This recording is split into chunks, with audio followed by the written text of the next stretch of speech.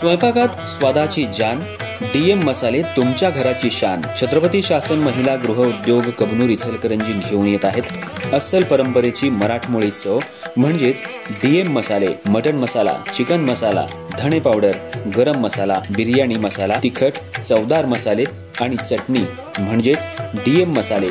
तर आजच आपल्या जेवणाची रंगत वाढवण्यासाठी केमिकल विरहित डीएम मसाले, गृहिणींच्या मनातले मसाले आणि चटणी अवश्य वापरा.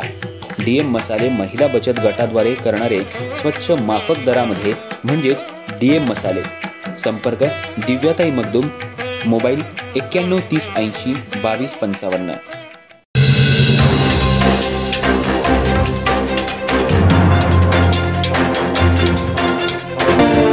नमस्कार, मी तेजस्विनी मगदूम. एम मराठीमध्ये आपल्या सर्वांचं स्वागत आहे. पाहूया ठळक घडामोडी. पोलीस होऊन कुटुंबाची आर्थिक दारिद्र्यता नष्ट करण्याची इच्छा बाळगलेली किणी इथली 17 वर्षीय महाविद्यालयीन युवती आयेशा जमीर महाबरी हिनं एकतर्फी प्रेमाला कंटाळून बुधवारी दिनांक 13 ऑगस्ट रोजी सायंकाळी 5 वाजता आपल्या राहत्या घरी दोरीनं गळफास घेऊन आत्महत्या केली. ही आत्महत्या नसून संबंधित अल्पवयीन युवकानं तिचा खून केला असल्याची तक्रार तिच्या नातेवाईकांनी केली. बुधवारी रात्री संबंधित युवकाला संतप्त ग्रामस्थांनी चोप देत पोलिसांच्या ताब्यात दिले. संबंधित युवकाला फाशीची शिक्षा द्यावी अशी मागणी करत गुरुवारी रात्री ग्रामस्थांनी कॅन्डल मार्च काढला. हातकणंगले तालुक्यातल्या किणी इथं जमीर महाबरी हे पत्नी आणि 3 मुलांसह राहत आहेत. ते ट्रॅक्टरवर चालक म्हणून काम करतात. त्यांची पत्नी वठार इथं फरशी दुकानात मजुरी करते. त्यांची 17 वर्षीय मुलगी आयेशा जमीर महाबरी ही पेठवडगावातल्या एका महाविद्यालयात शिक्षण घेत होती. आई वडील अल्पशिक्षित असल्यानं परिस्थिती बेताचीच होती. त्यामुळं आयेशा ही पोलीस भरती होऊन कुटुंबाची आर्थिक दारिद्र्यता नष्ट करणार असल्याचं वारंवार आई वडिलांना सांगत असे. आयेशा ही महाविद्यालयात रोज एसटीनं प्रवास करत होती. गावातीलच एक अल्पवयीन मुलानं 3 महिन्यांपूर्वी तिचा पाठलाग केला होता. ही घटना तिनं घरी आल्यानंतर आई वडिलांना सांगितली होती. वडिलांनी संबंधित युवकाच्या वडिलांना मुलाला ताकीद देण्याबाबत सांगितलं होतं. बुधवारी 13 ऑगस्ट रोजी मुलगी आयेशा ही कॉलेजला जाऊन दुपारी 12:30 वाजता घरी आली होती. ती एसटीमधून येत असताना संबंधित अल्पवयीन युवक हा येऊन तिच्याजवळ बसला आणि तू माझी झाली नाहीस तर तुला दुसऱ्या कोणाचीही होऊ देणार नाही अशी धमकी देऊन तू नाही म्हणालीस तर तुला सोडणार नाही अशी धमकी दिली असल्याची तक्रार आयेशानं दुपारी आईला फोनवरून सांगितलं होतं. त्यानंतर आईनं 4 वाजेपर्यंत 2-3 वेळा मुलीशी मोबाईलवरून संपर्क करून धीर दिला होता. सायंकाळी 5च्या दरम्यान आई घरी आल्या. त्या घरात प्रवेश करताच आयेशानं तुळईला गळफास घेऊन आत्महत्या केल्याचं दिसताच आरडाओरडा केल्यानंतर गल्लीतले नागरिक धावून आले. ही घटना पोलिसांना कळवण्यात आली. पोलिसांनी पंचनामा करून मृतदेह शवविच्छेदनासाठी पाठवला. दरम्यान एका अल्पवयीन मुलाच्या त्रासाला कंटाळून आयेशानं आत्महत्या केल्याची माहिती वाऱ्यासारखी गावात पसरली आणि गावामध्ये असंतोष निर्माण झाला. संबंधित युवकावर कारवाई न केल्यानं नातेवाईकांनी मृतदेह ताब्यात घ्यायला नकार दिला. अखेर पोलिसांनी व्हिसेरा राखून ठेवला असल्याचं सांगितल्यानंतर मृतदेह ताब्यात घेऊन अंतिम संस्कार करण्यात आले. पण गावामध्ये असंतोषाची लाट असल्यानं जमाव मोठ्या संख्येनं युवकाच्या घरावर चालून गेला. संबंधित युवकाला ताब्यात घेऊन त्याला चोप देत गावातल्या मुख्य चौकात आणण्यात आलं. याबाबतची कल्पना वडगाव पोलिसांना दिल्यानंतर पोलिसांनी घटनास्थळी यायला टाळाटाळ केलं. फोनचा रिसिव्हर उचलून बाजूला ठेवला. दरम्यान संबंधित युवकाला चोप देण्याचं काम सुरूच होतं. काही सुजाण नागरिकांनी त्या युवकाला जमावाच्या तावडीतून बाहेर काढून एका घरामध्ये बसवलं आणि 112 नंबरवर फोन करून उपविभागीय पोलीस अधिकाऱ्यांना बोलवून घेण्यात आलं. त्यानंतर पोलिसांनी कडक बंदोबस्तात संबंधित युवकाला पोलीस गाडीतून बाहेर नेलं. या घटनेचे तीव्र पडसाद उमटतच राहिले. घटनेसंदर्भात पत्रकारांनी पेठवडगाव पोलीस अधिकाऱ्यांना माहिती विचारली असता त्यांनी माहिती द्यायला नकार दिला.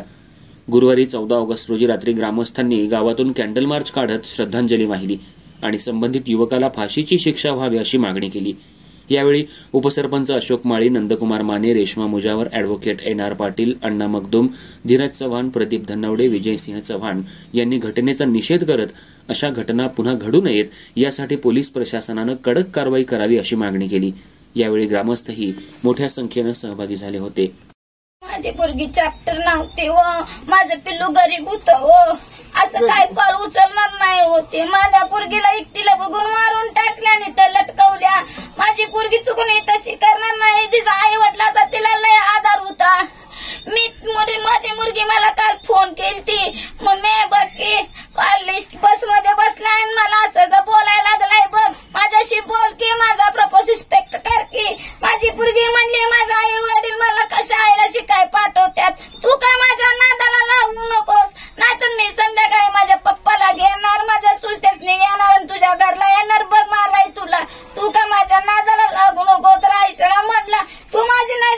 तर मी तुला कुणाची होऊ देणार नाही, मी तुला मारणार. तिला मारल्या एकटी बघून घरात व माझं पोरग 3 वर्ष झाले एकटी घरात असत्या किंवा दार लावून आत बसत्या. मी आल्यावरच कडी उघडते ती दाराची. आणि काल माझ्या दाराला कडी नव्हती भाऊजी, काल माझ्या दाराला कडी नव्हती. मी 4 वर्ष झालं काम करतोय, माझं पिल्लू आत बसतंय की हो. मी आल्यावरच माझं पिल्लू कडी उघडतंय, मम्मी आली म्हणून हो. आणि माझ्या दाराला काल कडी नव्हते. मी 4 वाजता फोन केला पोरगीला, पोरगी हो अभ्यास करतो म्हणली, माझा पेपर आहे उद्या. मी म्हणलं सकाळी उठल्यास लवकर झोप ग जरा. माझी पोरगी व्हिडिओ कॉल करून मला झोपल्या की हो. इथं मी तासाभरात येतोय तर पोरगी माझी लटकलेली होती, ती स्वतःहून पाल उचलणार नाही. ते माझं पिल्लू लय गरीब होतं, तिची एवढी बुद्धी चंचल नव्हती घ्यायचं, फास लावून घ्यायचं नव्हतं. पप्पाचा जीव होता हो तो. परवा म्हणले पप्पाला, पप्पा आपण ट्रेनिंगला कवा जायचं. माझी 12वी झाली की मी पोलीस होणार आहे. पप्पा मी लय मोठं होणार, तुम्हाला करून दाखवतो. पप्पा तुम्ही शिकला नाही, मी काय तर करून दाखवणार हो पप्पा.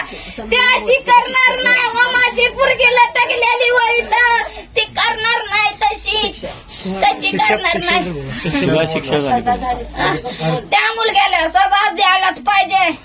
फाशीची सजा द्या त्या पोरग्याला. माझ्या पोरगीला मारलाय त्यानं, घरात कोण नसताना माझ्या पोरगीला मारून टंगवून गेल्यात. ती असलं पाल उचललेली नव, तिला फाशीची शिक्षा द्या. मी त्या मुलग्याच्या घरी फोन करून सांगितलेलो, त्याच्या बाला मी सांगितलेलो